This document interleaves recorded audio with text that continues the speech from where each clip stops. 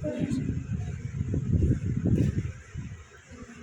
का हमारा क्वेश्चन है 5929 को अभाज्य गुणनखंड विधि से वर्गमूल ज्ञात करना, यानी कि प्राइम फैक्टराइजेशन विधि से इसको हल करना। पिछले क्वेश्चन में भी हमने ऐसे ही किया था, उसी मेथड से करेंगे ताकि आपको पता रहे कि किस क्वेश्चन को 2 से करना है, किसको 3 से, किसको 4 से, किसको 5 से। 4 से तो करना नहीं क्योंकि 4 है भाज्य संख्या। 2 से, 3 से, 5 से, 7 से, 11 से, 13 से, इन संख्याओं से आपने भाग करना है। अब चलो करते हैं इसको। 5 9 2 9। अब इसमें देखो इकाई का अंक 9 है, तो इसका मतलब ये 2 से भाग नहीं होने वाला। इसका टोटल करके देखेंगे। 5 और 9 14, 14 और 2 16, 16 और 9 25, 25, 25 3 के पढ़े में नहीं आता, इसलिए 3 से भाग नहीं होगा। उसके बाद आता है 5, 5 से भी भाग नहीं हो सकता क्योंकि इसका इकाई का अंक 0 या 5 नहीं है। 5 के बाद आता है 7, 7 से भाग करके देखते हैं। 7 8 56, 3 बच गए, 7 चौक 28,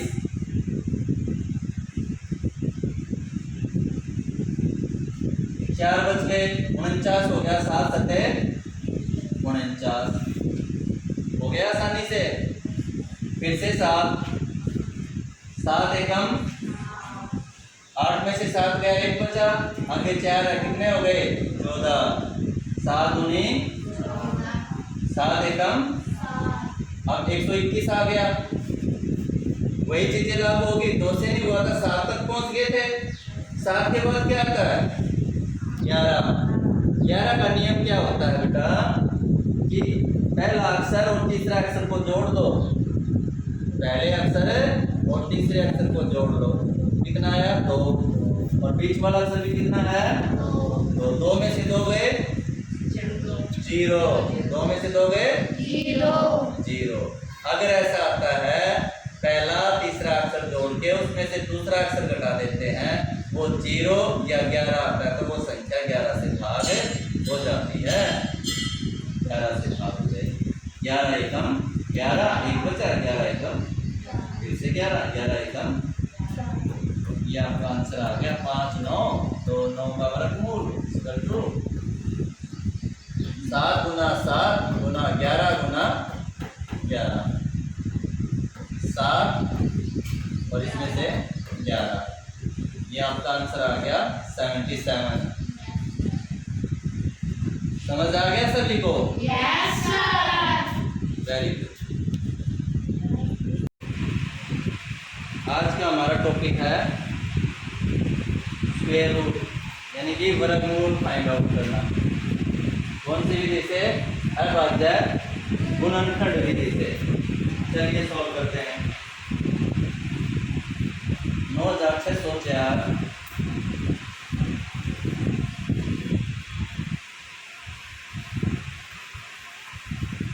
अब अभाज्य संख्या होती क्या है? अभाज्य गुणनखंड है तो अभाज्य संख्या का पता होना चाहिए कि नहीं होना चाहिए? तो अभाज्य जो संख्या है वो होती है जो संख्या केवल 1 से और स्वयं से विभाजित हो जाए, उसे अभाज्य संख्या यानी कि प्राइम नंबर कहते हैं। ठीक है, अब वो संख्या होनी कौन सी चाहिए? एग्जाम्पल के तौर पे 2 3 5 7, इन्हीं से हम बात करेंगे। अभाज्य संख्या लिखा है ना, अभाज्य गुणनखंड, तो अभाज्य संख्या ही लेनी है। अब जैसे इसमें पीछे क्या है 4 है, क्या है 4, तो हम 4 किससे भाग होता है 2 से, किससे 2 से भाग करेंगे। 2 चौके 8, 1 बच गया, 6 और 16 हो गए, 2 8 16, 0 2 दूनी 4, फिर 2 से क्योंकि पीछे 2 आया, 2 दूनी 4, 2 चौके 8, 0 2 एकम, अब पीछे 1 आया है तो इसका मतलब 2 से तो भाग होगा नहीं। इसका टोटल करके देखते हैं, 4 और 2 6 और 1 7, इसका मतलब कि 3 से भी भाग नहीं होगा, तो हम इसको 7 से ही भाग करके देख लेते हैं। इससे 7 से 7 या 21, 3 बच गए, 30 हो गए। 30 में 7 का पड़ा 30 तक लो, 7 चौके 28, 2 बच गए, 7 या 21, फिर से 7 चौके 28, 6 बच गए, 69 हो गए, 7 1, फिर 7 से 7 के पढ़े 49, 7 पे 7 सते 50, फिर 7 से 7 एकम 7 तो 9604 क्या आया हमारे पास, यहाँ लिखेंगे 9604, इसके ऊपर वर्गमूल लगा देंगे, फिर से वर्गमूल लगाएंगे और ये सारी संख्याएं लिख देंगे। 2 गुना 2 गुना 7 गुना 7 गुना 7 गुना 7, 4 बार 7 है और 2 बार 2 है। अब इसका वर्गमूल सोल्व करेंगे, 2 में से 1 1 लेना है, नीचे लाइन लगा देंगे, 2 में से 1 2, इन 2 7 में से 1 7, इन 2 7 में से इनकी गुना करा देंगे। 2 सत्ते 14, 14 सत्ते 98, जैसे कि लो 7 सत्ते 49, 49 दूनी 98, तो आपका आंसर कितना आ गया 98। समझ आ गया सभी को? Yes, sir.